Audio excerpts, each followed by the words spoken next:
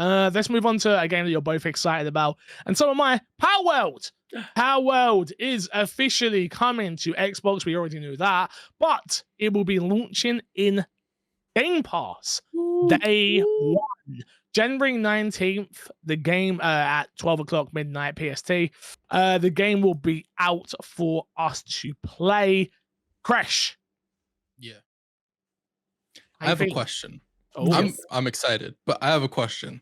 So they said it's a launch, but it's actually early access. Do you think saying it launches on Game Pass is still a fair statement?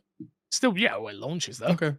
No, I don't disagree. I was just want to throw that question out. It launches there. I mean, easy not on the says, but it launches there. I mean, it's not going to be viable for Game of the Year, but you know, unless we change it, or it hits 1.0 before the end of the year. It's 100% viable for Game of the Year. Early access. So we're doing early access games on Game of the Year. Tell me. Fix is like, I'll do whatever I want. We'll make the argument. We'll have that conversation when we're doing the list. And we'll fix January. January next year. Have that conversation with me then. All right. But right now, yes. But you know, it might change. Subject to terms and conditions. That's fair. That's very fair. You know. You read the small print. You read the small print. That's on you. That's on you. Yeah. The question is, does Palworld make it to Game of the Year? There's a possibility. I doubt it. I mean, we're shooting Pokemon with assault rifles. Yeah, I think it's gonna. I mean, I could be totally and utterly wrong. Don't get me wrong, but I think it's going to be a very fun game that we all play for a week and then stop playing after that because we go, oh, it's in early access. We're waiting for more content. That content eventually comes by the end of the year, and none of us care because we're too busy playing X, Y, and Z. That's what it is. Fair. I think it's going to be a fun game. I think we're all going to pick it up. I think we're all going to enjoy it.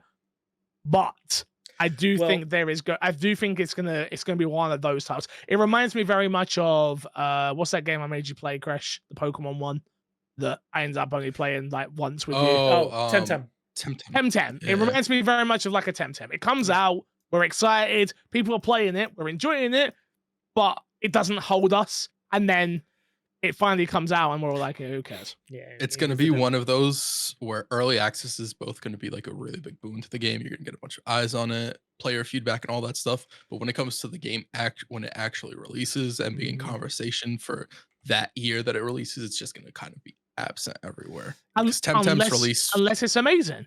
Unless it's amazing. But I'm also going to put it out there. This is a game that is launching in early access a week before Infinite Wealth. Yeah. And then 2 weeks before Persona.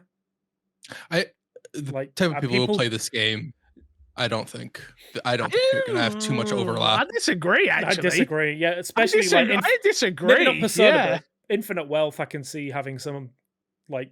No, I disagree with you on Persona. Really, you think Persona fans are gonna? I think because I think there's that crossover between you don't think Pokemon fans? No, because I don't think fans. There's not a crossover. You don't think it's a crossover of those two markets? Yes, I don't think the people who are going to be sticking to this game are going to be the Persona fans. I think it's going to be the open world survival, like build bases sort of fans. Which you're going to get. So I'm thinking more so. Gotcha. I don't know. People aren't going to. Infinite Wealth's going to have the same fans as Persona. It's a JRPG. Yeah. Like, I'll let you guys know right now. I'm picking this game up. I'll play it, and I will drop it like a lead balloon as soon as Infinite Wealth is in my inbox. I think I'm there with you, to be honest. Same. Like, I am 100% down to spend a weekend shooting Pikachu. After that weekend's done, I'm gonna go start my Dunno Carbon. Unless the gameplay loop is that fun and that enjoyable and it gets me like Rust has or a game like that, which I'm not comparing it to Rust, but you know what I'm saying? You just never know. I was gonna say, like, if the game's fun enough, it's whenever I'm streaming or Fix is streaming on my Xbox Me channel. Hey, you guys want to jump on Palworld and just like play around, mess around for like an hour or two, whatever. Hour or two turns into 6. Yeah, that could for sure be a possibility. It being in early access, I think we get burned more often. Burn might be like harsh because I don't think it's a negative, right? No, early access games. I disagree. We just had the day before we got burned. That's my You got burned. That's my no. We all got burnt. Yeah, we all bought it. We all got money back. We all got burnt. We all got burnt. Yeah, I wasted at least a good 2 evenings trying to get into that server. Come on. I wasted one evening. Yeah, but no, I think what was I completely lost my trail of thought. You mentioned day before. I think early access. The problem is how much is in the game at early access. Because if there isn't a loop in there at early access launch, then you're not going to stick around. But if there is a fun loop regardless, then yeah, maybe. Let me be fair. Go on then. You be fair. Can I still be despawn? Baldur's Gate 3 was in early access and look at that. Yeah. But when did you start playing it properly? That's irrelevant. Okay. Because I played enough of it at the start to know that it was going to be a great game. True. Same thing could happen with Palworld. You know what else stayed in early access for a very long time? Ark Survival Evolved. That game's had a fan base. Not going to disagree.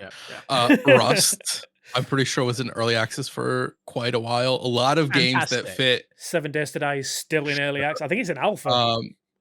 Probably. I've seen so many people talking about that game lately. But yeah, games of this genre, when you take away the Pokemon aspect of like the survival and building bases and stuff like that, those games tend to do better in early access than most other genres, right? Yeah. I think thinking recently of the one that probably dropped off the most, it would probably be Grounded, but that didn't even really drop. I'd say drop out is probably a harsh phrase to put for that game as well. A game has to actually make it somewhere to drop out, and Grounded didn't quite climb the ladder, did it? Let's be honest. Wow.